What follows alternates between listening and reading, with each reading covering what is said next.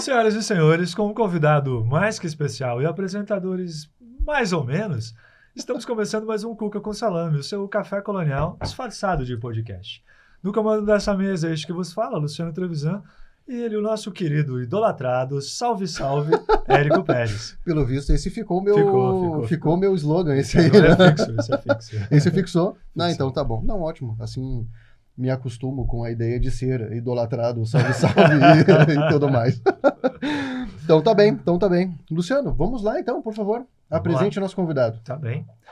O nosso convidado é médico há 29 anos, ele é formado pela Universidade Federal do Paraná, ele é cirurgião do aparelho digestivo.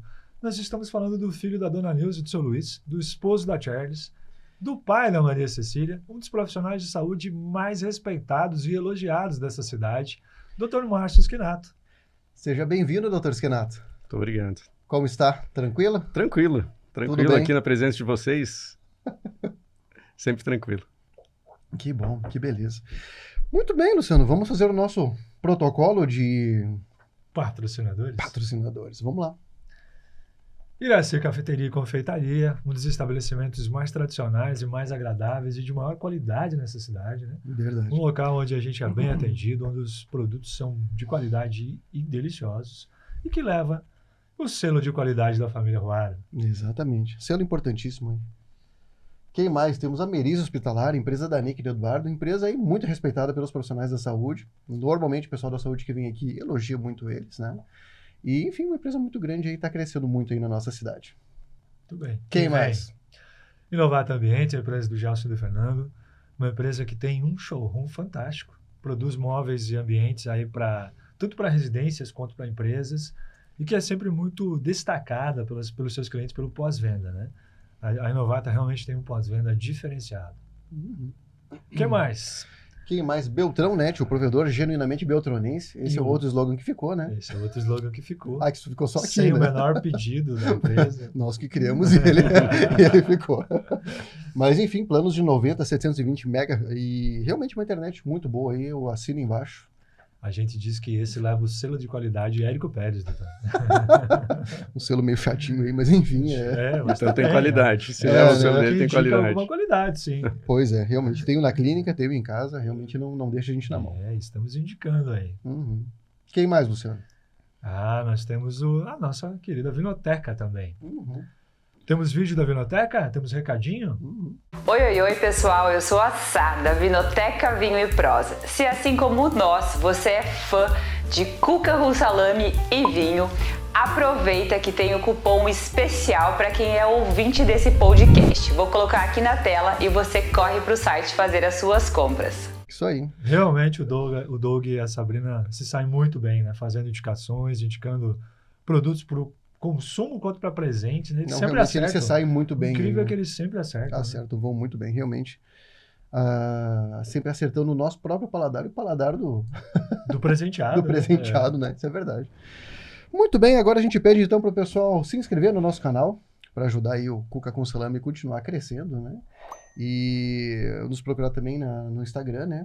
Também tem no Facebook, caso alguém esteja por lá ainda. Caso alguém ainda esteja por lá. Pode nos encontrar, estamos lá também. Muito bem, vamos dar início aqui à nossa conversa, então? Vamos lá. Doutor Schinato, nós sempre começamos com uma perguntinha que ela é de certa complexidade, né? Que é um pedido para que você se descreva, deixando um pouquinho de lado os aspectos profissionais. Quem é o Dr. Márcio Schinato? É difícil você se autoavaliar, né? Quem é Márcio Schinato? Márcio Schinato é esse cara que vocês estão vendo, esse cara que vocês conversaram, que conversaram outras vezes. Um cara muito tranquilo, muito humilde, muito simples, que gosta de comer arroz com feijão, que gosta de comer carne, que gosta de um bom churrasco, que ama a família que tem, que ama a profissão que tem, e que gosta de viver a vida com alegria, com prazer, enfim. É uma pessoa muito simples. Não é nada daquilo que é diferente de vocês ou diferente de outras pessoas. Que legal. Muito bem. E, doutor Schinato, você não é aqui do Paraná, você é de Lages, né? Sim, Lages, Santa Catarina. Natural de Lages, Santa Catarina. E aí, conta um pouquinho aí desse começo de vida, que lembranças tem aí de uma infância Então, lá por Lages? Lages é uma cidade muito acolhedora, muito fria também. Vim para Beltrão com 13 anos de idade. Mas antes eu tenho até uma história muito bacana que desde então eu tive a vontade de ser médico. Meu pai faleceu quando eu tinha 4 anos, Certo. né? Ele teve um melanoma, teve metástase cervical, enfim, e faleceu com 30 anos. Eu tinha 4 anos de idade. E a partir de então que eu despertei a vocação para a medicina. Eu pensei, eu vou fazer alguma coisa pela população, eu vou fazer, não nesse nível quando era criança, mas eu falei, eu quero ser médico, eu quero salvar Sim. vidas. Isso que eu pensava, eu não quero que as pessoas morram. Sim. E a partir de então, despertei essa vontade para a medicina. Tem até uma história muito que a mãe conta, né? A mãe tinha 4 filhos e o pai, na realidade, a mãe tinha 3 filhos, tinha acabado de nascer a minha irmã, a Cristina, e quando o pai foi conversar com ela, enfim, sobre a doença, talvez nem fosse conversar, a mãe falou para ele que estava grávida. Então ela tinha a Cristina, que tinha acho que 3 meses de idade, 4 meses, e já engravidou do meu irmão. E o pai, nesse inteirinho, estava doente, né? E aí ela falou, não, tô grávida, vou ter mais um filho. E o pai começou a chorar. Essa é a história que ela conta. E aí, mas não, ela falava assim para o pai, não se preocupe, a gente tem 3 filhos, eu queria 4 da mesma forma, não tem o menor problema, nem imaginava que ele estava doente, né? E aí meu irmão nasceu em março, dia 30 de março, e em setembro meu pai faleceu. Então, são coisas da vida, né? Depois a mãe casou novamente, eu tenho uma figura de um pai, né? Que é o Flávio, e é meu pai desde que eu tinha 7 anos de idade, e ele que me ajudou na minha formação, e eu tenho ele como referência. Que mais que eu posso falar da minha infância? Tive uma infância muito feliz, brincava muito, jogava futebol, andava de bicicleta, tinha muitos primos, adorava quando meus primos vinham para casa, que a gente ia brincar. Eu tenho até, quando meu pai morreu, eu lembro, eu tenho isso na memória. Eu tinha 4 anos e adorava meus primos. E o pai estava no caixão, né, sendo velado. E aí meus primos chegaram e eu fui brincar com meus primos, 4 anos de idade, né? Sim. E aí eu cheguei para minha mãe que estava sentada do lado do caixão. Mãe, acorda o pai para ele vir brincar com a gente, acorda? E ela começou a chorar e essa lembrança que eu tenho, sabe? Mas tive uma infância muito feliz, assim, sempre fui muito alegre. Vim para cá com 13 anos de idade, mudei para Beltrão, meu padrasto, meu pai era o Flávio, né? Ele se formou em veterinária e veio trabalhar na Sadia em Dois Vizinhos e nós mudamos para Beltrão. Se eu me recordo, em 1985. Isso. Ficamos 6 meses em Beltrão. Dois Vizinhos era muito pequeno ainda, acho que não tinha casa para alugar. Enfim, nós ficamos aqui e ele ficava lá durante a semana e vinha nos finais de semana. Aí, quando eu fiz a 7ª série, metade da 7ª série no Colégio Glória, mas adorei, fui muito bem recebido em Beltrão, sabe? Então, tenho amigos daquela época até hoje. Isso que eu fiquei só 6 meses, ou depois mais 1 ano. Fui para Beltrão, fui para Dois Vizinhos, daí porque meus pais, enfim, se ajeitaram lá e a gente teve que mudar para lá. Mas fiquei 1 semana em Dois Vizinhos e falei, não quero voltar para Beltrão. Não adaptou. Não me adaptei.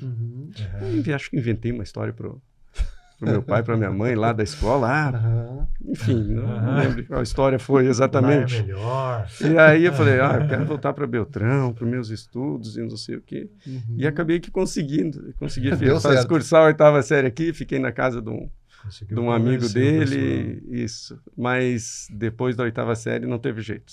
Tive que ir para Dois Vizinhos, 2º grau cursei lá, mas também foi bacana, fiz muitas amizades lá, que também tenho até hoje. E aí, quando chegou no 3º ano,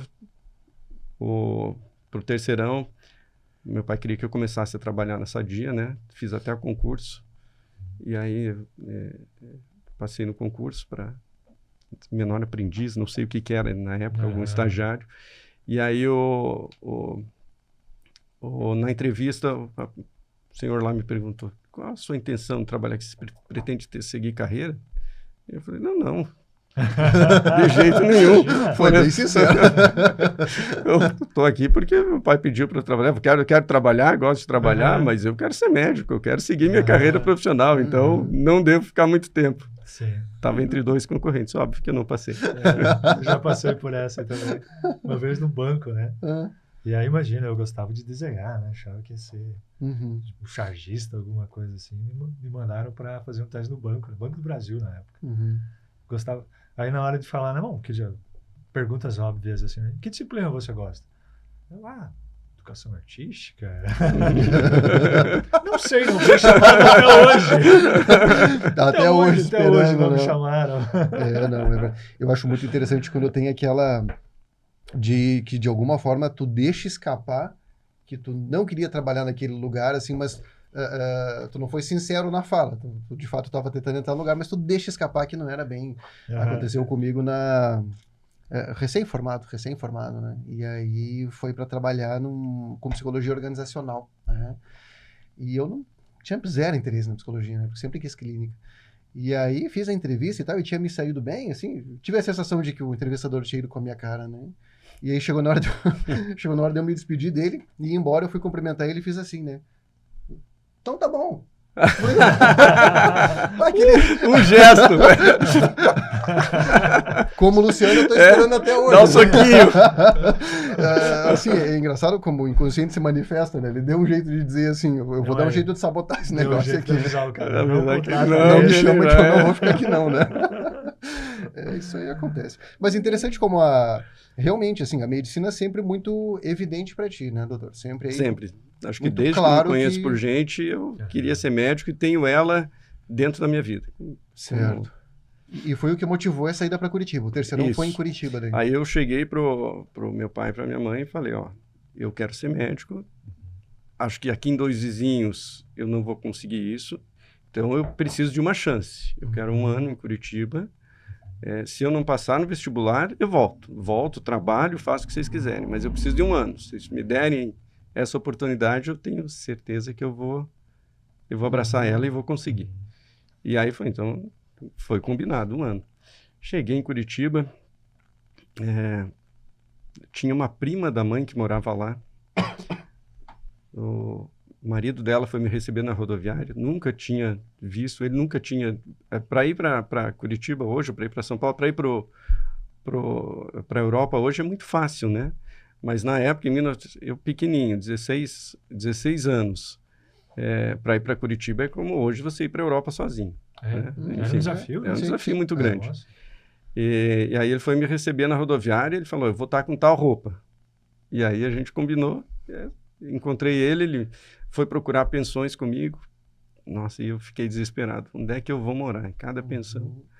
Aí conversei com alguns amigos que estavam indo para lá também de Dois Vizinhos. Não, mas já estamos em 6 no apartamento 2 quartos, ficamos em 7, não tem problema nenhum. E aí assim, eu fiquei no apartamento lá e a gente conseguiu.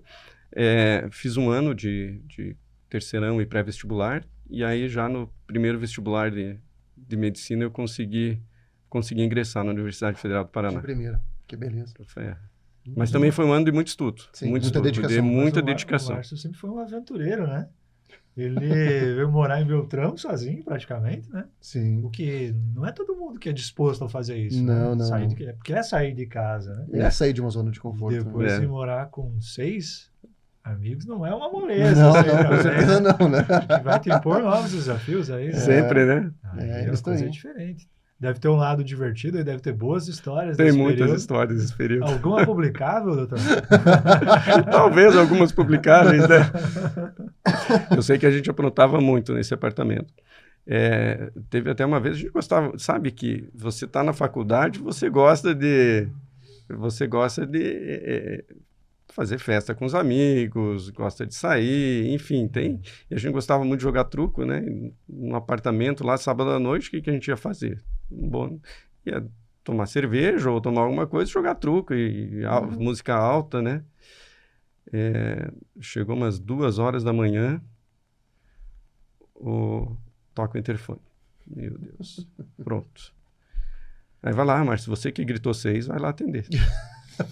Eu pensei, o que eu vou fazer? Coloquei, vou dar uma amenizada. Eu tinha um bonezinho escrito Medicina UFPR, fui lá dentro, coloquei o bonezinho e fui atender para ele ver pelo menos que eu não sou delinquente, né? Que eu sou estudante. Mas não foi fácil, não foi fácil. Teve uma outra passagem também, que daí eu já tinha mudado de apartamento e recebi alguns amigos nesse apartamento. E eu só ouvia, de madrugada, a janela abrir e fechar. Abrir e fechar. Mas o que está acontecendo? E era aquela janela antiga que fazia um barulhão quando abria, corria para o lado, né? Enfim. Tá, tudo bem. No outro dia, o meu amigo foi lá, Márcio, estou indo embora e tal. Desculpa aí qualquer coisa. E vazou. Tá bom. Dali um pouco vem o síndico do apartamento. Vamos lá fora comigo. Por quê? O que aconteceu? Vamos lá. Olhei assim a parede do prédio, toda suja, de vômito. Nossa. E o parapeito da vizinha de baixo, cheio de vômito. Tive que pegar, tive que limpar, né? Pelo menos o parapeito dela. O prédio, não sei como fizeram, acho que veio no condomínio depois. Faz parte, né? Faz parte aí. Talvez para evitar esse problema, doutor, que você se dedicou mais a essa área digestiva? Pode ter sido. Né? Começar a ajudar as pessoas aí. Perceber logo de cara aí, esse aqui. Tá louco, tá louco. Mas, enfim, terminei a faculdade com 6 anos e aí fui voluntário pro Exército, né? E aí tinham 3 opções de cidades onde eu poderia trabalhar. Lages, minha cidade natal, cheio de parente, uma opção muito boa, muito legal, né? Lapa, que era pertinho de Curitiba, né? Ou Francisco Beltrão. Meus pais estavam morando 2 vizinhos ainda. E aí eu falei pro coronel lá, enfim, o patenteado do Exército, e eu quero ficar em Curitiba. Eu pretendia seguir ainda a carreira como cirurgião, eu precisava estudar, precisava acompanhar serviço de cirurgia lá. E ele falou, tu é peixe? Eu falei, o que é peixe? Peixe é uma expressão do Exército, né? Tu é peixe de alguém? Não tem. Então, sinto muito. Se você fosse peixe de alguém, você poderia ficar em Curitiba. Tem uma indicação. Só lamento. Mas aí eu optei por voltar para Beltrão, né? Já tinha uma experiência muito grande, um carinho muito grande, quando eu estava na 7ª, 8ª série, fui muito bem recebido aqui e voltei para Beltrão. Depois de 1 ano, fui fazer a residência, né? Fiz a residência em Campo Grande, na Santa Casa, Mato Grosso do Sul, Santa Casa de Campo Grande. Também fui muito bem recebido lá, fiquei 2 anos fazendo a residência médica em cirurgia geral. No próprio hospital onde eu fiz residência médica, fui contratado para trabalhar como cirurgião. No Hospital Geral do Exército fui chamado, eles sabiam que eu não tinha mais obrigação de cumprir serviço militar, mas eles precisavam do meu serviço e me chamaram para trabalhar lá, então já estava, né? E fiz um concurso no hospital regional que estava iniciando lá, que era o Hospital Rosa Pedrocian. Então já estava com 3 hospitais para trabalhar. Perfeito. Quem não quer sair da residência e ter, né, 3 locais assim para trabalhar? Sim. Ocorreu que pensei, liguei para o Dr. Mário, liguei para o Dr. Dimóstenes, queria voltar para cá. Ele, não, mas volta assim. E acabei voltando para Beltrão. Isso era que então, ano, doutor? Era 1999. Se não Quando me engano. volta para Beltrão, 99. 96 eu fiquei em Beltrão no Exército, daí 97, 98 fiz a residência, 99 voltei para cá, acho que março de 99.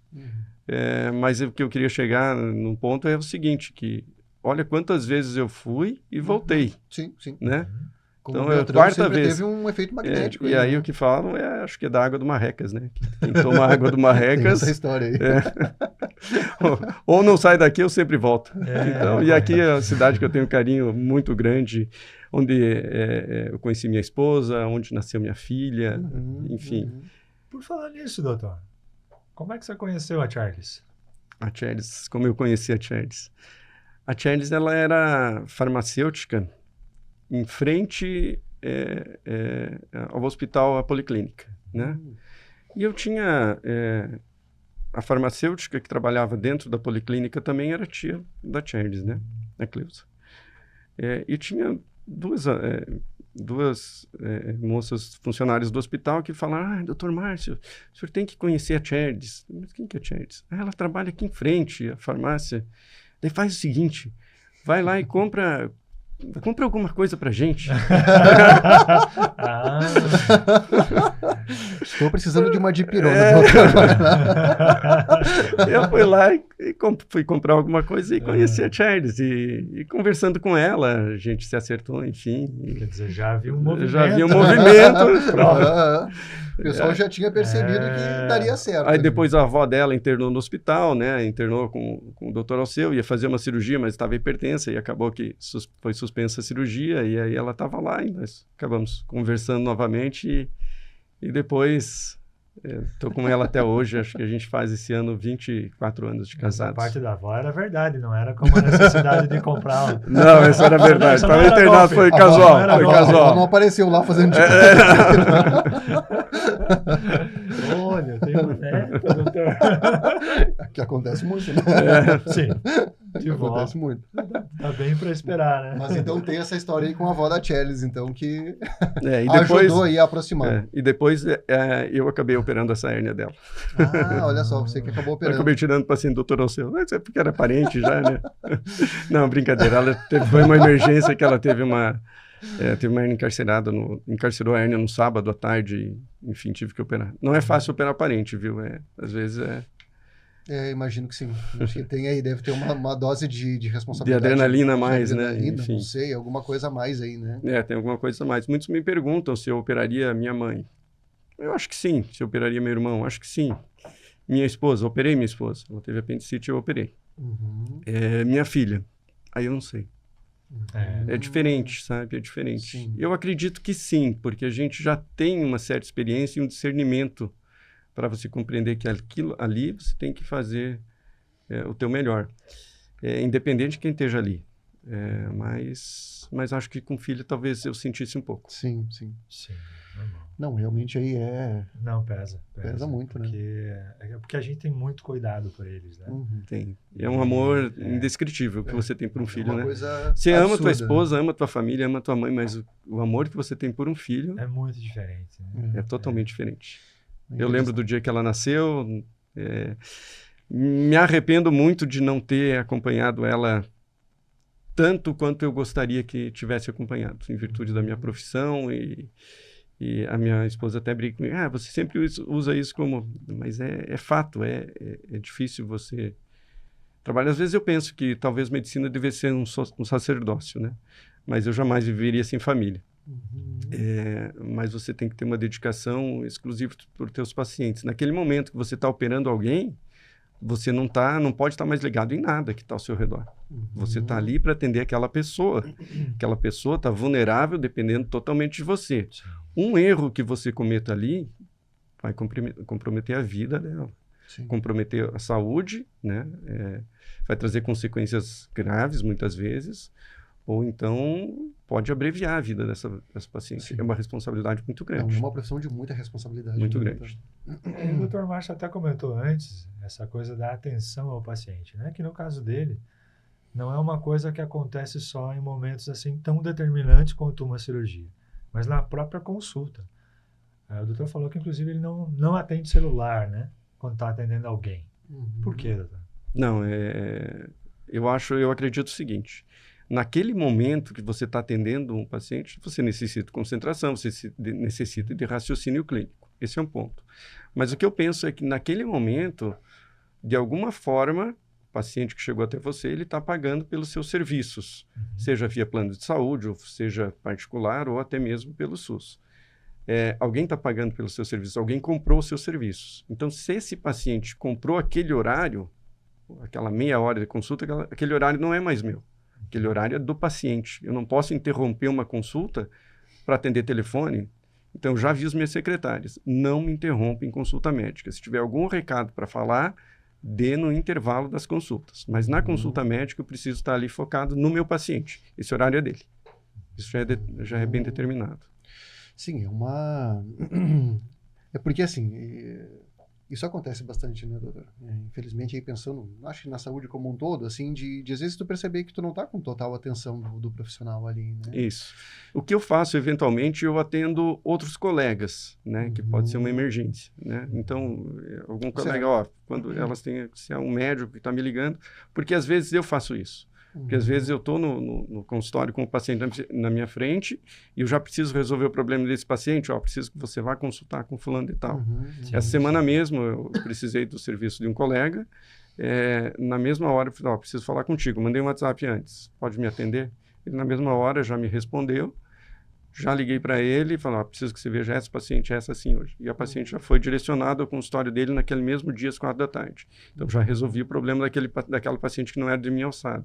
Então, nesses casos, eu até atendo quando Não, mas relacionado a outros colegas. esse é outro ponto, né, doutor? Essa proatividade, estávamos falando sobre isso também antes, né? Essa proatividade ela é muito importante, né? Que é de quando você percebe que esse profissional ele está determinado a te ajudar. Eu acho que essa é a nossa função, né? Se o paciente me procurou, eu tenho que tentar resolver o problema dele de todas as formas, e não simplesmente dizer, é assim mesmo, não tenho o que fazer, infelizmente. Você tem que dar muito conforto para o paciente. Às vezes você não consegue resolver casos graves, infelizmente, você tem que dar cuidados paliativos, dar conforto, dar segurança, acolher a família, acolher o paciente.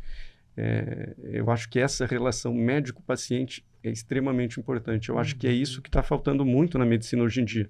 Faltando muito olhar no olho, conversar, entender o que está acontecendo, porque não é só a doença, é todo um processo, é um conjunto de fatores, né? Eu acredito que esse seja um dos maiores motivos também de reclamação dos pacientes, né? Quando não recebe essa noção de atenção. Porque talvez, tecnicamente, o profissional pode ser muito bom.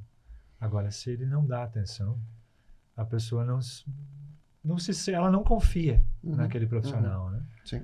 Tem esse detalhe também. Que a atenção, além de talvez te dar mais condições para avaliar realmente o que está acontecendo com ela, também dá mais segurança para ela, né? Mas calma, puxa, aqui eu fui... mais conforto, né? Esse profissional prestou atenção em mim, ele realmente me atendeu. E acho que esse é sempre um ponto que as pessoas destacam do Márcio, né? Sim, essa entrega dele, realmente, de atenção, de conversar, de ouvir. E é uma alegria para a gente ter ele aqui, até por isso. Porque a gente falou antes, né? É uma das pessoas que foi muito sugeridas aí, quando a gente abriu as caixas de perguntas, de sugestão, né, de convidados. E o Márcio sempre apareceu nessas listas, né? E amigos, enfim, pessoas próximas. Além assim, de pessoas que a gente conhece, isso, né? sempre falam. Histórias que a gente sabe dessa proatividade dele também, de providenciar atendimento, de encaminhar quando não é da área dele. Essa junção, assim, porque muitas vezes você conhece pessoas que elas são muito boas tecnicamente, mas no tato com o paciente não se saem tão bem, né? Ou se saem muito bem no tato com o paciente, mas tecnicamente, né? E me parece que o Dr. Márcio, ele consegue unir essas duas coisas, né? Existem muitos elogios em relação à tua técnica, né? E muitos elogios em relação a como você acolhe um paciente. Fico honrado e feliz em saber disso, viu? Obrigado. Porque ele deve ser muito bom nisso, porque ele recebe elogio até da minha mãe. Tem que ser um padrão. Eu tentei o padrão de excelência. Elevado. Realmente. Boa, muito boa. Mas você tem aí um histórico, né, doutor, a gente até tem anotado aqui, são 27 mil cirurgias já, né, doutor, sendo mais de 1.000 delas são cirurgias bariátricas, né? Isso. E nesse período, assim, doutor, o que já houve de mais desafiador que daria para você contar aqui pra gente? Ontem eu tive um caso desafiador, tive dentro da cirurgia bariátrica, né? Ontem eu operei um paciente que eu tenho muito carinho pela família, eu já operei o pai dele, já operei a mãe dele, já operei os avós dele. Foi uma cirurgia bariátrica, ele tem 190 quilos. E eu pensei, 190, super obesidade, IMC 57, se não me engano. É desafiador. A cirurgia torna tecnicamente mais complexa, né? Uhum. Mas graças a Deus foi tudo bem. Mas eu tive vários desafios na minha carreira, não só do ponto de vista cirúrgico, mas às vezes como médico mesmo, né? Eu tive uma situação em que acho que eu tinha 1 ano de casado com a Charles. E aí eu comecei a atender a família, né? Isso naturalmente acontece. E aí eu atendi o avô dela, né? O seu Antônio, e ele teve uma pneumonia, enfim, ficou internado alguns dias no hospital, muito teimoso, queria ir de alta, não tinha jeito, até talvez não tivesse tão bem para ir para casa, mas foi de alta e tal, com antibiótico em casa. A minha esposa até foi levá-lo para Ampere, morava em Ampere, né? E acho que uns 3 ou 4 dias depois, ele teve uma piora clínica, e eu lembro que acho que era uma quarta ou uma quinta de manhã, enfim. A minha esposa ligou às 11h30 da manhã chorando que o avô dela estava morrendo, que não tinha mais o que fazer. Daí eu falei, não, mas como assim morrendo? Não, o médico foi lá, ele está engasgando, ele está em insuficiência respiratória, enfim, não tem mais o que fazer, ele vai morrer. Foi ver em casa. Aí pensei, não, o que eu faço? Coloco na ambulância, levo para Beltrão? Ele falou, não, nessas condições que você está me falando, vai morrer no meio do caminho, vai ser uma tragédia. Falei, espera que eu estou chegando. Fui no hospital, até a policlínica, peguei um ambu e um laringoscópio e um tubo. O que é um tubo orotraqueal? Que você vai entubar para ter o acesso de via aérea, né? Para você conseguir fazer ventilação artificial. O laringoscópio para você visualizar para entubar e o ambu para você ventilar. E fui até lá, liguei para minha secretária, cancela meu consultório da tarde. Cheguei lá, a família toda praticamente velando ele. E ele em insuficiência respiratória, agonizando praticamente, quase morrendo, né? Na cama, e eu, né, deitado na cama, tive que arrastar o colchão para o lado, o primo da Charles ajudou ali, e ali eu entubei ele e consegui via aérea. Estava com muita secreção, estava morrendo por secreção respiratória mesmo, insuficiência respiratória. Comecei a ventilar, começou a melhorar. Daí agora vamos levar ele de ambulância até o hospital. Levamos até o hospital lá em Ampere, fizemos higiene brônquica, aspirar e tal, ventilar, melhorou a saturação, a concentração de oxigênio no sangue. Agora vamos a Beltrão. Trouxemos a Beltrão, foi direto para a UTI, né? Aí ele na UTI ficou entubado alguns dias. Depois de 2 semanas com tubo orotraqueal, tive que fazer traqueostomia, né? E para ficar em ventilação artificial. Eu acho que ele tinha mais de 80 anos já. Enfim, salvamos ele naquele momento. E tem até uma história curiosa na UTI. Quando ele está com a traqueostomia, a gente já pode superficializar o paciente, ele não precisa ficar tão sedado. Então, ele já estava acordado, porque ele aceita a traqueostomia, ele não aceita o tubo orotraqueal. O paciente começa a morder e quer tirar aquilo lá, porque realmente está muito incômodo. E ele acordado, né, com ventilação mecânica, eu e a Charles, a gente ia visitar ele todos os dias, eu como médico também, e a Charles também como neta. E aí ele falava e ele estava angustiado, sabe? Ele parecia que queria sair, não tinha, estava incomodado. Queria sair dali com jeito, mas ele não tinha condições ainda de respirar sozinho. E aí me ocorreu que ele gostava de tomar vinho, tomava vinho todos os dias. O senhor quer vinho? Só mexeu assim com a cabeça. Peguei uma garrafa de vinho, levei lá numa taça de canudinho, sem enfermagem ver, né? Senão eu como é que tá dando bebida alcoólica pro seu paciente? E dei 2 golinhos de vinho para ele. Mas ele ficou numa felicidade tão grande. Uma felicidade tão grande que dali para frente ele começou só a ter melhora. E eu levava toda noite um pouquinho de vinho para ele. Eu tomava 2 golinhos de vinho e ele começou a ter melhora. Então você pensa, um paciente que está habituado a tomar vinho todos os dias, um cálicezinho de vinho, né? Para o paladar dele naquele momento, ele estava recebendo só alimentação via nasoenteral. para o paladar dele, para sentir normalmente o gosto, talvez a lembrança de casa, do que ele fazia. Isso aí foi extremamente importante. E ele saiu da UTI e sobreviveu mais 1 ano, 2 anos, se não me engano, e para quem já estava morto, para um Poxa paciente que vida, tem hein? 80 e poucos anos e já estava com diagnóstico de morte, Sim. e ele pôde acompanhar os filhos, os netos por mais esse Sim, período e sim, viu sim. que todos os filhos estavam bem. Tomar mais um pouquinho de vinho. Tomar mais um pouquinho de vinho. Sim. Sim. Mas falando em casos em que o paciente chega quase praticamente morto, tem uma história do paciente da facada, né? Tem uma história de Tem um como contar paciente. essa pra gente, doutor? Eu estava no hospital regional de plantão, como cirurgião, né? E existe o clínico de plantão e o cirurgião, ortopedista, ginecologista, enfim. Estava no quarto e tal, 5 horas da manhã, meu plantão terminava às 7. Toca o telefone e fala, não acredito. Tudo bem. 5 da manhã. Atendi o telefone, Dr. Márcio, tenho esfaqueado aqui no PS. Tá, não acredito. Ele está mal? Ela só me falou assim, acho que está parado. Então, você está parado cardíaco. Sim, aham. Tô descendo. Aí cheguei no pronto-socorro, tava o Dr. Celso massageando, né, fazendo massagem cardíaca, outro médico ambusando e ali em parada cardíaca. Enfim, olhei, ele tinha uma facada no peito, na região precordial. Não tive dúvida. Só peguei a luva e pedi para a enfermeira bisturi.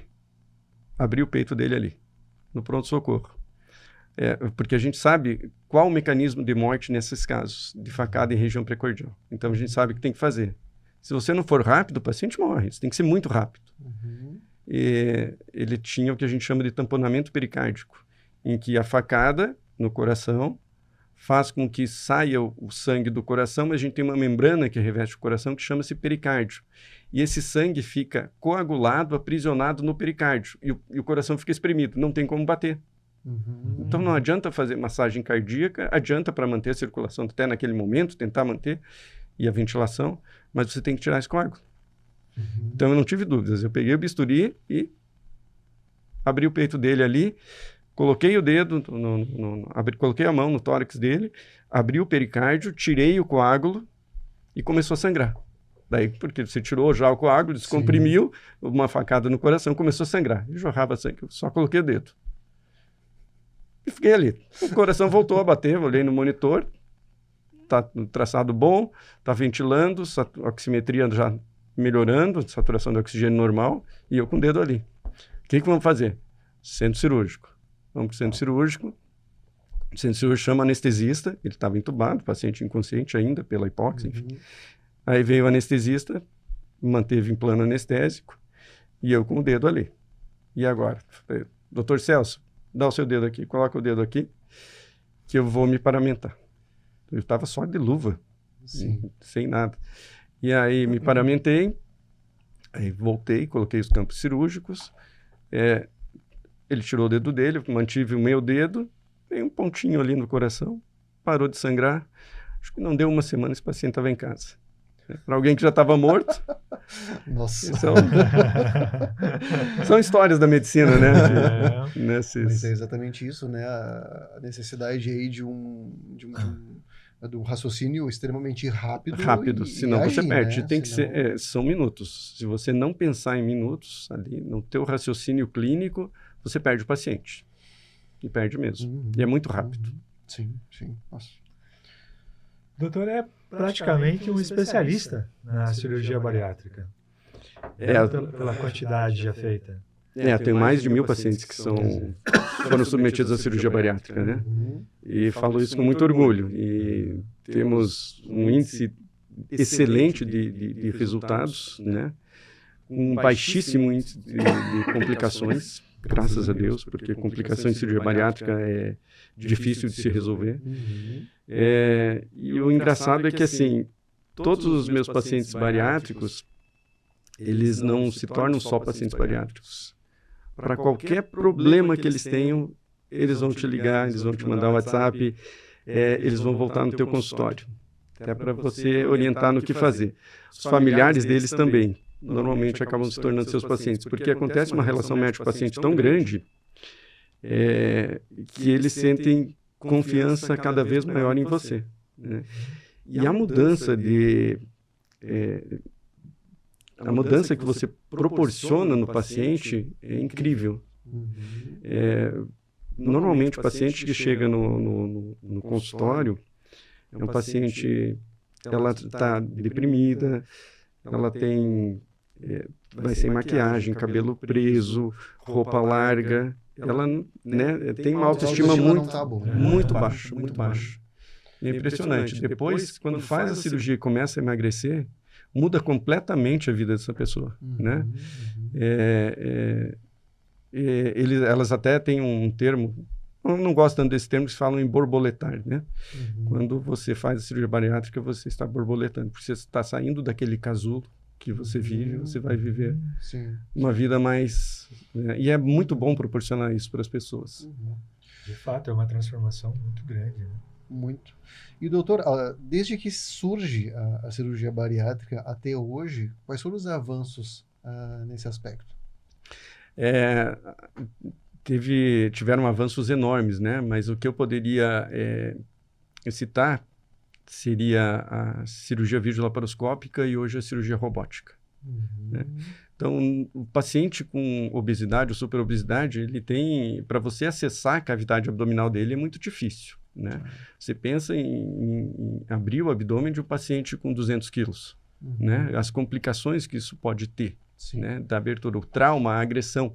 Você sabe que a cirurgia, ela é um trauma, né? Você está causando uma agressão ao paciente.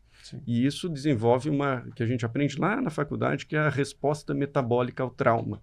Todo trauma vai gerar uma resposta que muitas vezes a gente não quer, né? Taquicardia, né? A dor, a liberação de catecolaminas, enfim, gera uma resposta metabólica que a gente não gostaria que tivesse. Então, o principal avanço foi esse, você não precisar mais abrir o abdômen dos pacientes. Né? Abrindo o abdômen, você não consegue ter acesso. O paciente muito obeso, você tem que operar com as suas mãos, e é numa região da transição esôfago-gástrica em que você não consegue acessar com as mãos, né? E você, malemar, tem a visão. Tem uma visão muito difícil, e você tem que colocar afastadores para você conseguir ter o campo cirúrgico, conseguir visualizar para fazer aquilo que você tem que fazer. Então, no começo, os cirurgiões bariátricos, eles sofriam. Tinham um alto índice de complicação porque tinham que fazer a cirurgia aberta.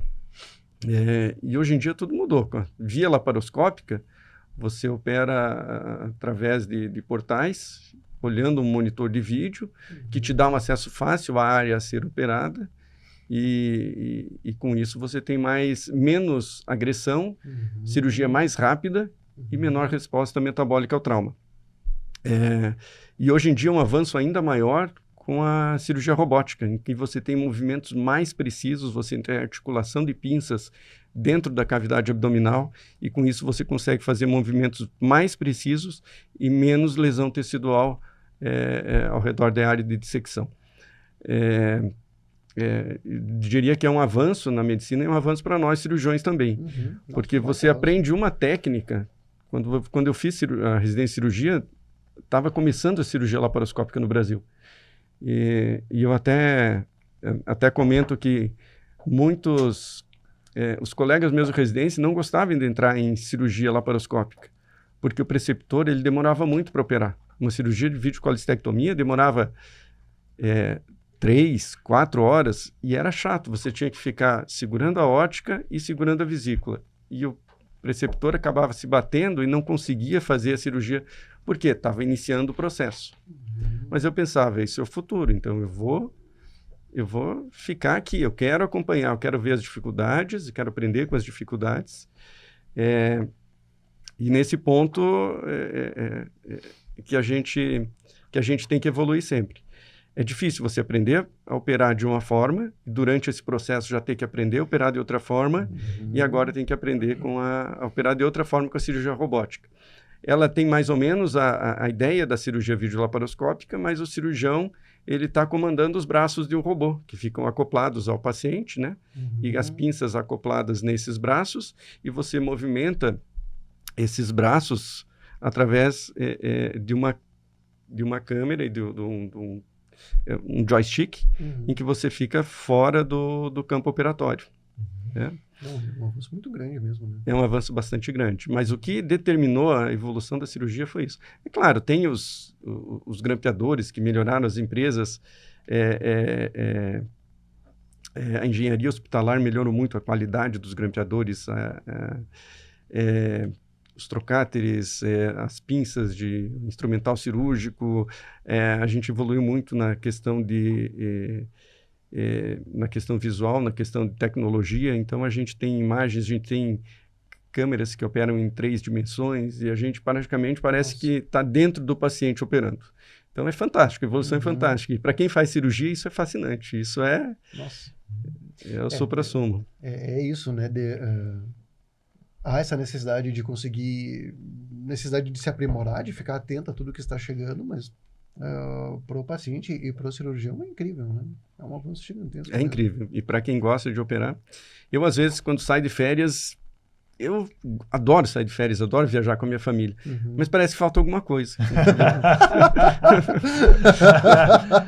O que está faltando? Não dá para ser voluntariado.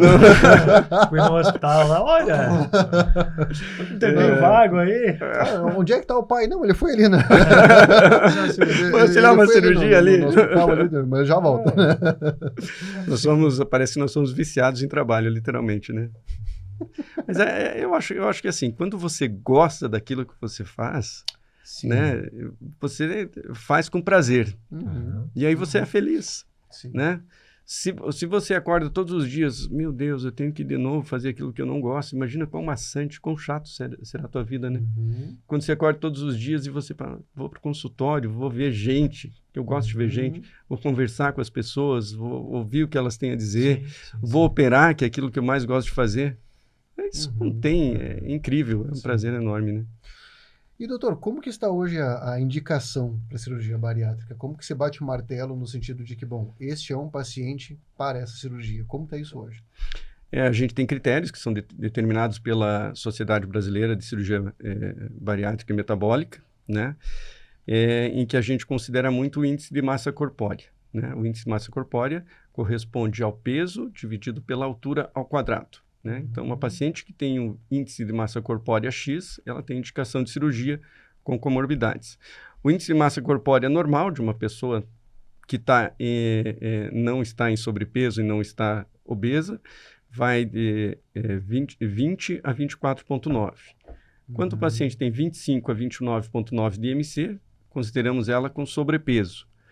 Paciente com 30 a 34,9, ela tem obesidade tipo 1. Paciente que tem 35 a 39,9 de IMC tem obesidade tipo 2. Paciente que tem o IMC acima de 40 tem obesidade tipo 3. E aí acima de 45, super obeso. A gente considera que o paciente tem indicação, aquele que tem índice de massa corpórea acima de 35 com comorbidades, né?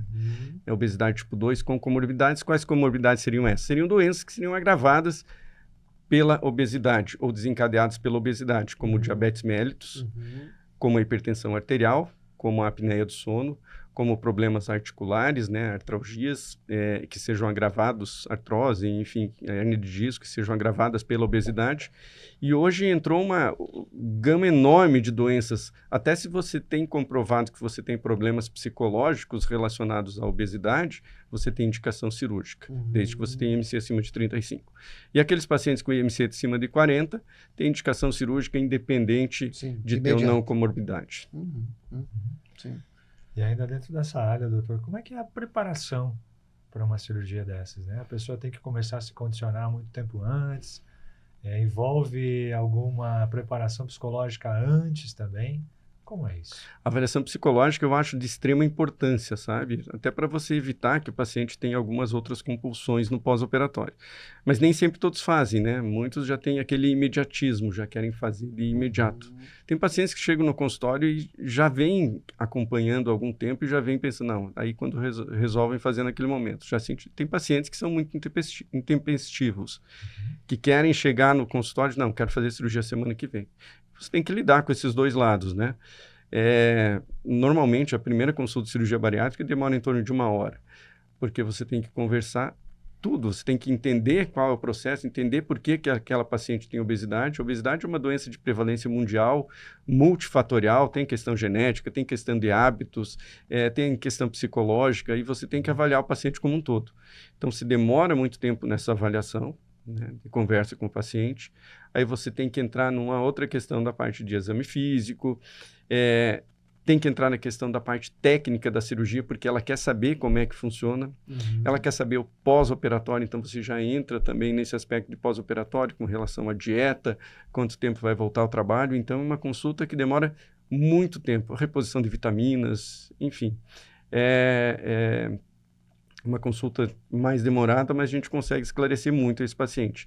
E tem o paciente dos dois lados, aquele que tem muito medo e aquele imediatista, que quer operar naquele momento. E o pós-cirúrgico, doutor, quais são os desafios existentes no pós-cirúrgico?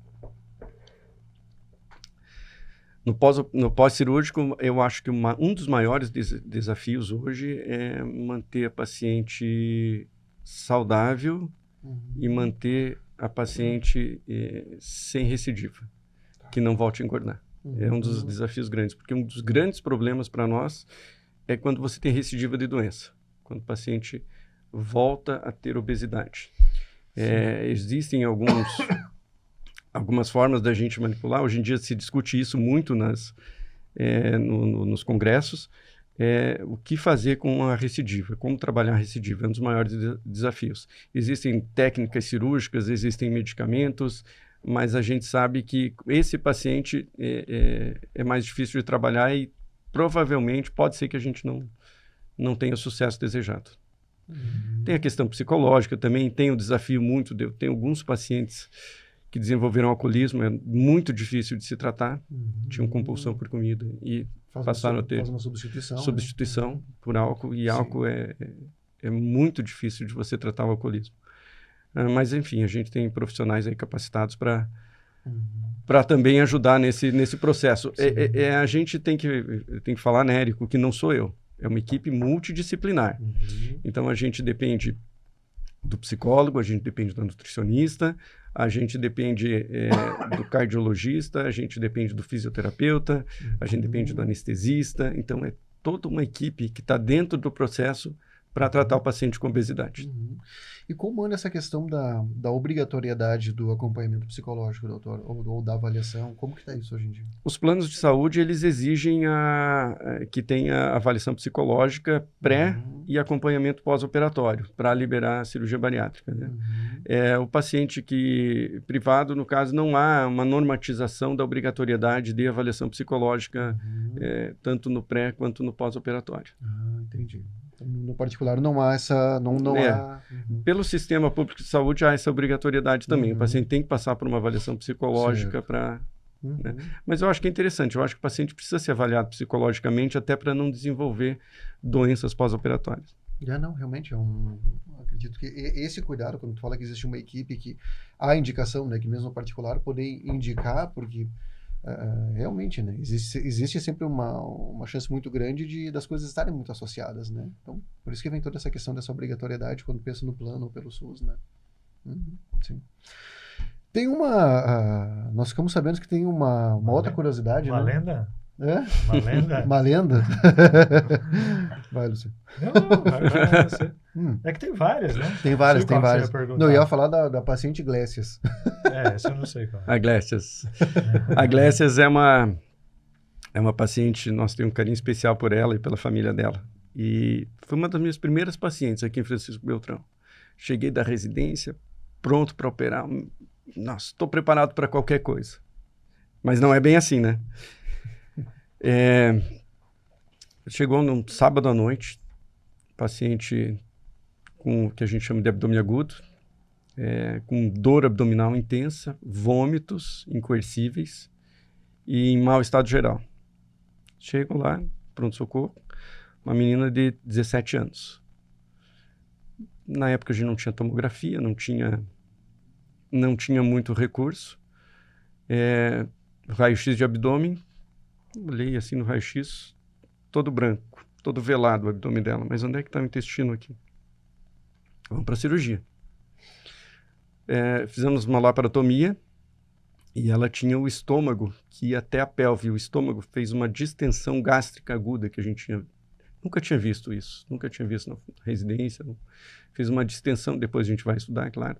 Fiz uma distensão gástrica aguda por anorexia nervosa. Então ela era uma paciente que era anorética, ficava sem comer muito tempo, né? Tanto a paciente anorética quanto a que tem bulimia nervosa, ela pode fazer uma distensão gástrica aguda. O estômago distendeu totalmente. Nessa dele distender totalmente, ele fica muito grande, ele estica e ele comprime, né? Ele demacia, ele comprime a circulação. Então ele ficou um órgão que ficou sem circulação, sem vitalidade. Necrosou, literalmente. Necrosou, isquemiou todo o estômago. Olhei assim, passei uma sonda nasogástrica, né? Descomprimimos o estômago, tiramos todo aquele conteúdo, ele até reduziu um pouquinho. Vamos esperar.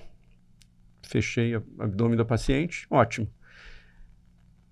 3 dias depois, dor abdominal, não tinha iniciado dieta. Pedi para fazer uma endoscopia. O doutor Irno fez a endoscopia. Márcio, está toda isquêmica a mucosa. O estômago está necrosado. Então vamos para a cirurgia. Você me ajuda? Falei para ele. Eu estou começando, né? E tal. Não, vamos entrar junto.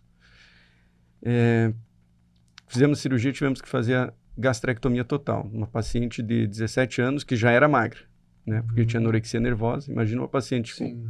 Acho que ela pesava em torno de 30 quilos. Fazer uma gastrectomia total.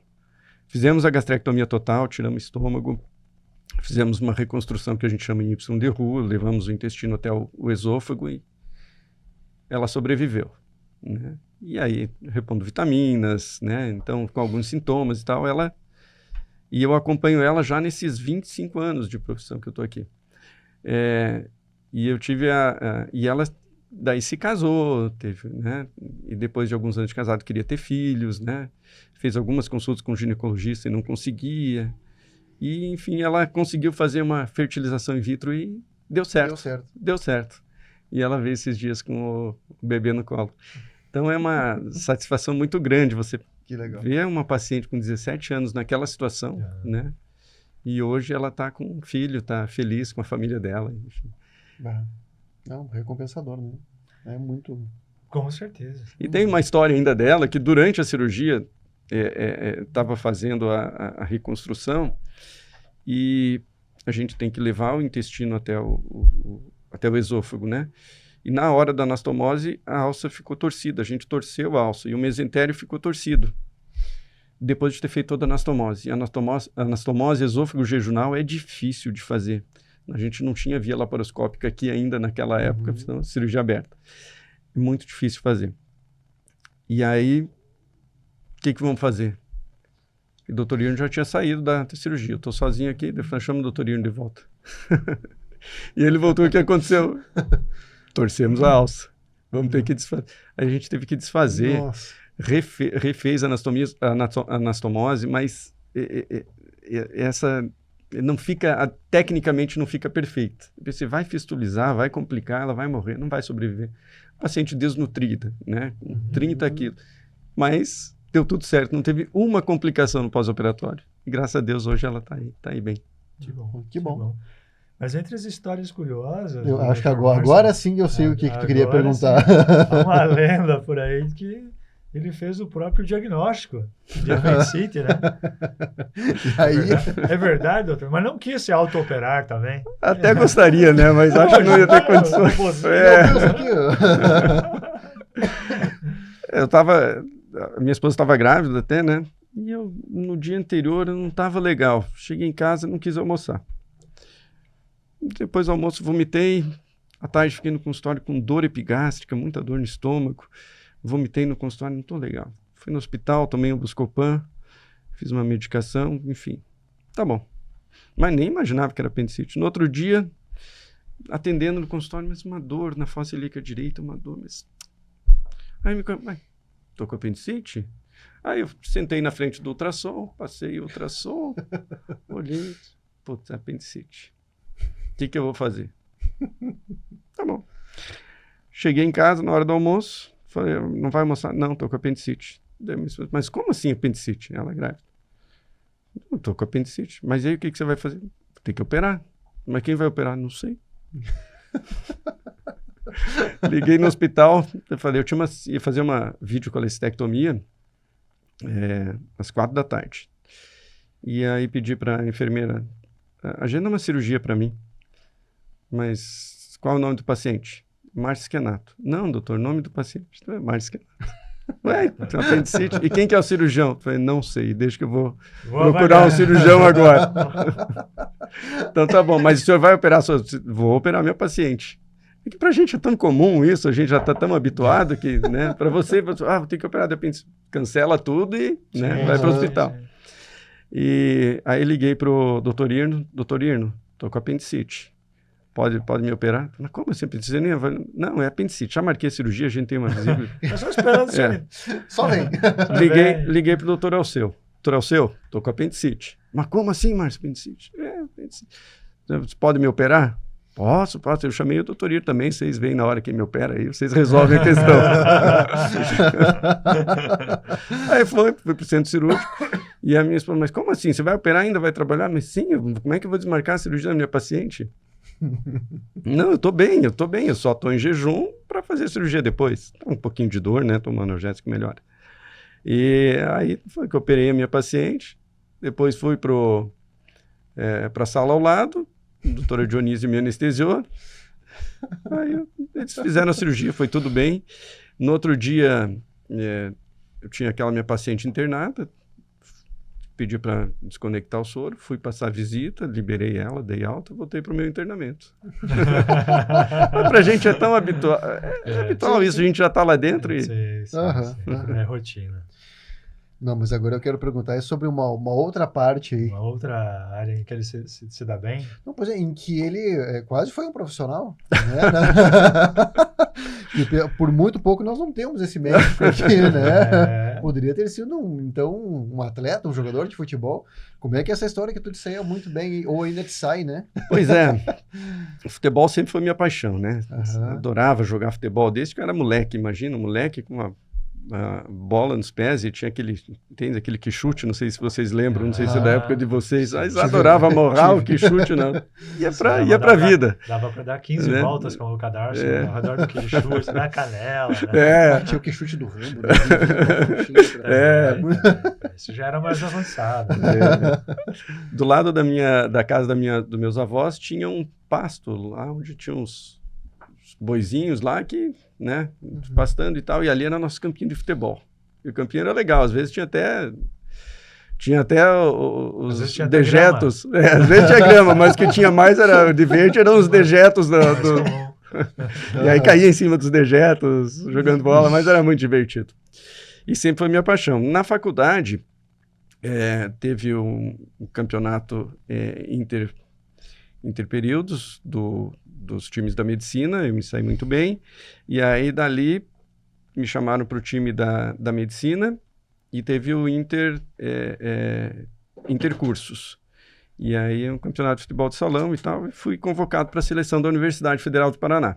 Né? E a universidade disputava os torneios, eles disputavam até essa liga de futsal que tem a liga do Paraná, eles disputavam, só que naquela época não tinha série ouro, prata e bronze, enfim. E comecei a treinar, né? Aí teve um jogo com o Paraná Clube, né? E fui convidado a participar dos treinos pelo time do Paraná Clube. Mas seria uma rotina tão exaustiva que eu tinha aula o dia inteiro, tinha que treinar praticamente todas as noites. E eu não tinha carro. Tinha que ir de ônibus até longe, depois voltar para casa à noite, via transporte público também. E aí foi que eu pensei, não, meu foco é a medicina, não vou ser o Dr. Sócrates, não adianta.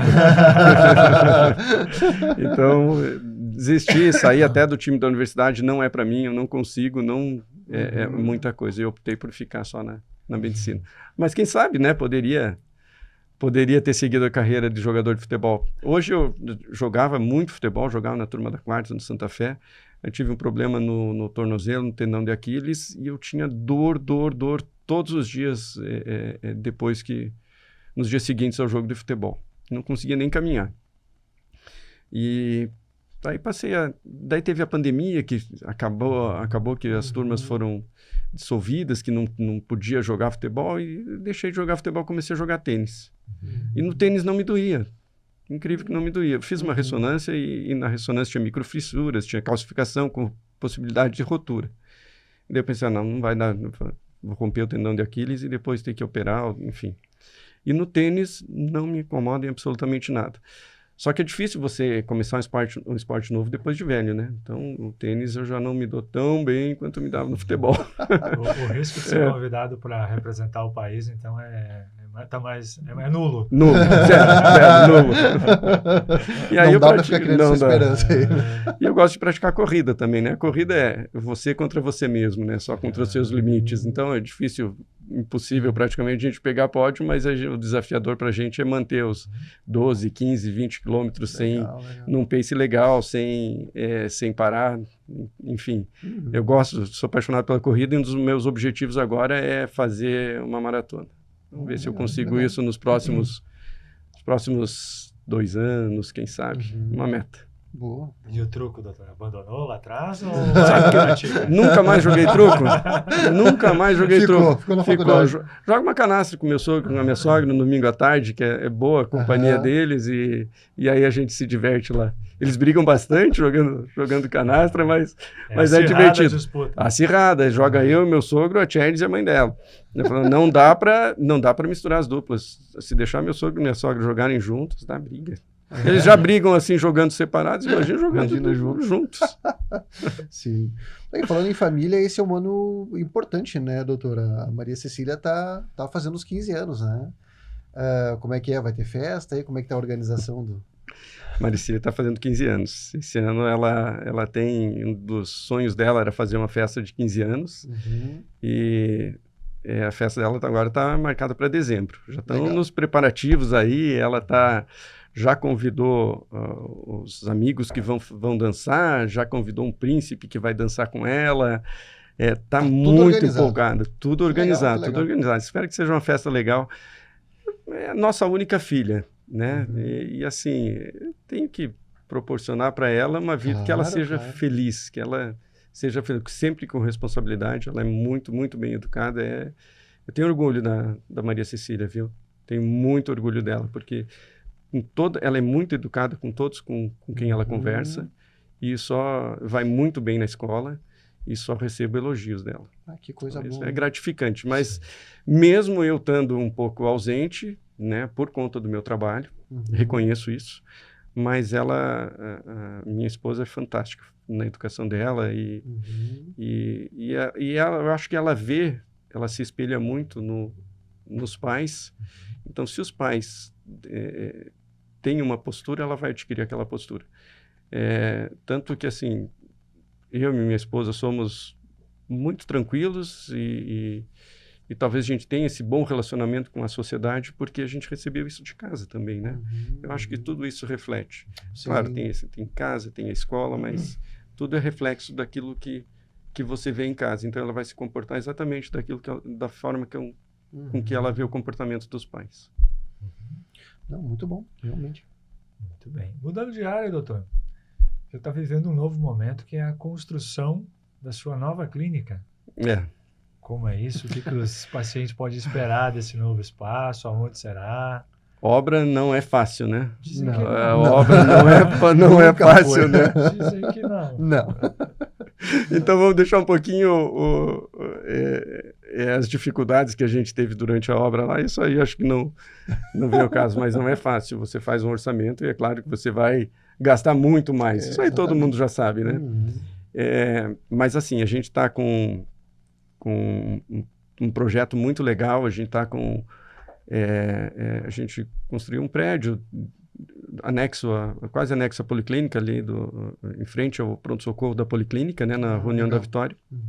E ali a gente tem a nossa clínica. Então, o prédio já está em fase de acabamento, já está na fase final, mas a minha clínica ainda deve demorar aí pelo menos uns 6 meses. Mas vai ser um espaço onde eu possa oferecer conforto para o paciente, ele vai ter um atendimento personalizado, vai ter tranquilidade, vai ter estacionamento, que é extremamente importante hoje. Sim.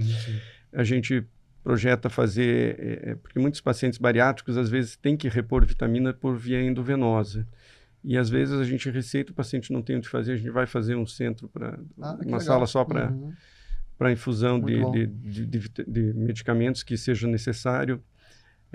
E a gente tem projeto aí para que a gente tenha dentro da clínica também já essa equipe multidisciplinar, para que o paciente não precise, eu preciso ir no psicólogo, eu preciso ir na nutricionista, e vai em cada... Então, tudo Já centralizado para ficar mais confortável para o paciente ter algumas especialidades lá. Não, que legal. Mas aí, então, é para 2025, então. 2025. Tá. Uhum. Não, mas que legal. Ótimo. Muito bom mesmo. Muito bem, Luciano. Muito bem. Chegamos no finzinho do nosso episódio. Já, mas estava tão bom o bate-papo. Pois é, era o que eu ia dizer. Exatamente. Lembrou de mais alguma história boa, doutor? Fica à vontade. A gente estende aí mais um pouco. Eu tenho uma história do Exército, que até me ocorreu agora no Exército. Eu estava tinha terminado a faculdade, né? Então, eu era formado pela Universidade Federal do Paraná, uma das melhores faculdades de medicina do Brasil. Enfim, e aí eu tive que fazer o EAS, que chama-se Estágio de Adaptação e Serviço, em Cascavel. 45 dias, onde a gente vai aprender basicamente técnicas militares e a formatura, enfim, marchar, continência, como soldado, né, deve se portar. A gente entra como aspirante oficial. E a gente estava em forma e o comandante do batalhão, ele recebeu o comando e recebeu a tropa, então, que eram nós, os 45, acho que tinham, né? Não sei se tinha tanta gente, enfim. Os 45 médicos E daí ele perguntou um por um. Ele chegava ao lado e perguntava, você está apto para prestar atendimento médico Você está bem preparado, muito bem preparado ou pouco preparado? Aí, protocolar, todos falaram, preparado. E chegou do meu lado e falou, tinha que assumir a posição de sentido, né? Estou muito bem preparado, coronel. Ele ficou me olhando assim, começou a me dar um esporro. Começou a gritar, então, por que você se sente diferente dos outros? Por que você pensa que você é mais que os outros? E começou literalmente, não senhor, me sinto muito bem preparado para o serviço a que me prestei a fazer. E a partir daí, arrumei para a cabeça. Ele pegou no meu pé. Literalmente. Todo problema de saúde ele só me chamava. Ele não chamava nenhum outro médico. Qualquer problema que tivesse com a família. Contigo. O que eu faço? Mas aí virou peixe, finalmente. Aí eu virei peixe.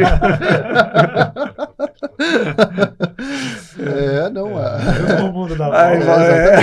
Acho que assim você vira peixe. Deu jeito de virar peixe, né? Enfim, tem tantas histórias que a gente pode contar, a gente poderia ficar aqui um dia inteiro, mas... Não, realmente, né? Imagino que o ofício aí como médico tu fica cara a cara no teu dia a dia, na tua rotina são muitas histórias, né? Imagina, são muitos universos que se abrem toda vez que tu vai conversar com o paciente. Aí mas isso é muito... Uma coisa que é legal de se salientar aí, né, em relação ao Dr. Schenato é essa questão de como as pessoas falam bem dele, né? E de como, escutando ele hoje, como fica... Evidente, né? Evidente, exatamente. Acho que isso é ama muito legal. Que ele faz, né?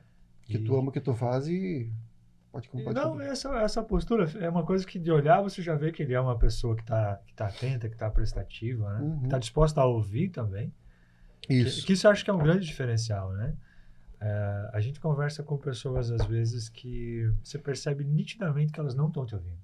Até porque elas te perguntam alguma coisa para fazer de conta que estão te ouvindo e nem esperam você terminar a resposta, né? Estou falando de outra coisa, eu percebo muito isso. Então é fácil de ver quando alguém tem essa capacidade de ouvir, né? Que ela é determinante para a gente conhecer as pessoas. Né?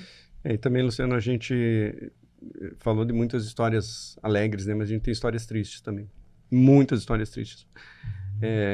Por muitas vezes você pensa, eu já cheguei em casa muitas vezes chorando e falando, eu não quero mais isso para minha vida. Você perder um paciente é difícil. É difícil você sim. perder alguém que estava sob teus cuidados e você fez de tudo, você tentou fazer de tudo. Complicação cirúrgica, é difícil você perder um paciente por uma complicação cirúrgica. Por isso que talvez eu prime tanto pela perfeição, né? Porque assim, você perder um paciente por algum erro não intencional, mas que você tenha cometido durante a cirurgia é muito sério. É muito sério. E já ocorreu isso comigo. Não vou dizer que não ocorreu. Já ocorreu.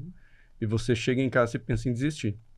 Você não quer mais trabalhar com aquilo, porque é triste, é difícil, é indescritível. Assim como você tem um sentimento, um sentimento assim de alegria, de prazer, de felicidade quando você salva alguém, quando você perde alguém por alguma coisa que você poderia ter feito diferente, você sofre. Sofre e sofre muito. Acho que até por isso que eu estava te pedindo antes ali pro Érico se ele tinha um horáriozinho, porque eu acho que eu tô precisando, porque não tá fácil lidar com as diversas emoções que a medicina nos proporciona. A gente imagina, né? Porque acredito que assim, né, doutor, existem aqueles profissionais que eles acabam entrando numa espécie de piloto automático, talvez. Isso. Né? E é muito complicado quando você passa a funcionar assim, lidando com vidas, né? E me parece que você está muito distante disso, né? Me parece que você não consegue entrar no piloto automático, que cada vez que você entra no centro cirúrgico, você está ali totalmente dedicado àquela pessoa, né? E eu costumo dizer que os profissionais que se dedicam desta forma, eles de fato acabam pagando um preço no campo emocional, né? E tu tem que, de fato, estar com o emocional em dia para poder lidar com isso tudo, né? Isso é verdade. Ainda mais que nessa condição, né, que o doutor atua, e é de acompanhar, às vezes, a trajetória da pessoa, isso se torna uma amizade, né? Você conhece da pessoa, você sabe a história dela, você conhece, às vezes, os familiares, e, às vezes, ela está lá num momento determinante, né? Que pode dar errado, né? Ninguém pode garantir 100% que vai dar tudo certo, né? Por mais que se busque a perfeição. E aí que eu acho que deve ser mais pesado ainda, né? É alguém que você conhece, você tem já uma história. Já tem uma relação. Dificulta. Não, realmente. É pesado. Mas bem. Vamos para os finalmente. E agora? Naquele negócio a gente não quer acabar. A gente não quer acabar, né? Não dá vontade de parar o episódio, né? Mas enfim, temos. Mas vamos lá, né? Vamos lá. Qualquer coisa a gente faz um puxadinho depois. Vai puxando, é isso aí. Vamos estendendo. Vamos lá. Só tenho compromisso às 4. Às 4 da tarde. Também. Vamos seguir, então. Acho que dá para dar uma amenizada. Daqui a pouco a gente almoça essa cuca e tem cuca e salame. Sabe que eu sempre tive curiosidade quando tinha o programa do Jô, que eles sempre estavam tomando alguma coisa, né? Quando ia em entrevista. E aí eu tinha o que será que eles vão servir lá? Né? Aqui? Hoje? Aqui? O que será que eles serviam no programa do Jô? Tá. Será que era bebida alcoólica? Também. Ou dependendo eu acho que do entrevistado? Eu acho que dependia do entrevistado, né? Eu acho que era o que o entrevistado pedia, né? Isso, acredito que sim. Normalmente a gente pede, né, doutor? Porque às vezes acontece de nós gravarmos à noite. Né? E aí, à noite, fica um pouco mais fácil de dizer assim, vamos tomar um vinho? Vamos tomar um. Mas quando é de manhã, a gente não costuma oferecer um vinho, porque... Acho que vinho é um pouco perigoso, né? Você você começa a se soltar muito, aí você pode falar às vezes que não deve. Exatamente. E pode comprometer o andamento do dia também. Também. Dependendo aí, né? Não dá para queimar a largada. Mas então, doutora, chegando nas nossas perguntas finais, né? Uma delas é um pedido que você possa fazer uma indicação de alguém, né? Alguém que você confie muito no trabalho, alguém que você gostaria de, enfim, ajudar a divulgar o trabalho. Pode ser de qualquer área, pode ser de qualquer setor. Quem que você gostaria de indicar hoje na nossa Hora do Brodo? Então, uma pessoa, 2 pessoas, 3 Fica à pessoas, vontade. quantos quiser. Opa, então que bom. Assim. Vale nepotismo. Fica mais fácil, vale nepotismo. Pode ser alguém da família também. Tranquilo. Não, quando eu recebi essa pergunta, eu fiquei me questionando, né? Porque tantas pessoas já vieram aqui também, né? Tem 2 pessoas e hoje eu lembrei de mais uma. né? Então, eu vou citar 3 pessoas.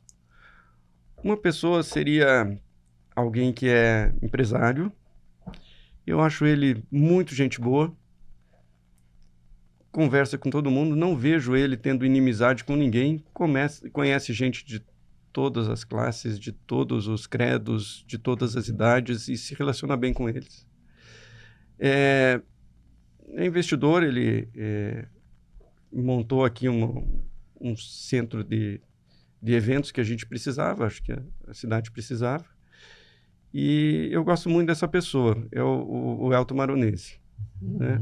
Não sei se ele já esteve aqui ou não, mas eu acho que ele é empreendedor e é uma pessoa assim, amável, simpática, que se dá bem com todo mundo. Sim. E tem uma história longa na cidade dele, o pai dele também, né? Os pioneiros aí da cidade. Sim. Eu acho que seria uma pessoa. A outra pessoa que eu tenho me relacionado muito nos últimos anos, que é meu paciente, desde a época do Covid, ele já é uma lenda e muito conhecido aqui também em Beltrão. Não sei até se ele já não veio aqui. É rotariano e fundador de praticamente todas as casas rotárias que a gente tem, né? Que é o seu Neve Úrio. Também sim, acho verdade. que... E ele tem tem muita história para contar. Eu acho que ele também seria uma das pessoas que eu indicaria. E por último, nós conversando aqui, inclusive meu paciente meu, que ultimamente passou por uma cirurgia muito grande, com risco de vida agora, ficou internado na UTI em sepsis grave, e que é uma pessoa que eu gosto muito, e que tem uma história, e todo mundo conhece ele, todo mundo que eu conheço ele, e agora eu fiquei sabendo que ele está escrevendo um livro, e ele pode também conversar alguma coisa sobre esse livro e sobre toda a história de vida dele, que é o seu Kazimiro Bednarski. Sim. Ele estava no script, doutor, mas daí ele inventou de ficar doente. Tava no Pior é que script ele tava também? ali. Ele estava acertando os detalhes. A Alex estava intermediando. Ah, né? olha só. E aí ele inventou essa última história aí, sabe? Com essa moda aí. Não, Muito mas- bem, muito bem. bem. Realmente são pessoas Indicações muito com boas, muitas vivências e muitos conteúdos, né? Verdade. E boas de conversa. Né? Casimiro, por exemplo, é muito bom de ouvir ele. É muito né? bom de ouvir ele. É só perguntar uma coisa e deixar ele falar, porque Vai longe. tem história ali.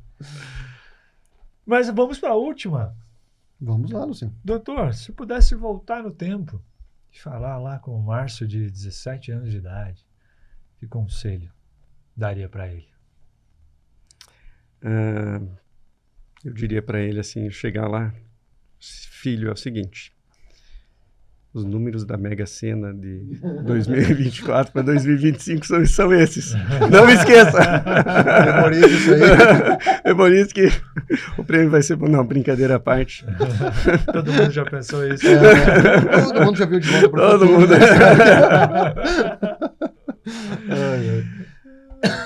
Mas eu diria para ele o seguinte, Márcio, não mude nada. Faça exatamente isso que você está fazendo. Porque eu me vejo como eu sou hoje. E hoje eu sou uma pessoa feliz. Eu sou uma pessoa que eu trabalho no que eu gosto, que eu tenho uma esposa maravilhosa, eu tenho uma filha maravilhosa. E o que eu posso querer mais da minha vida, né?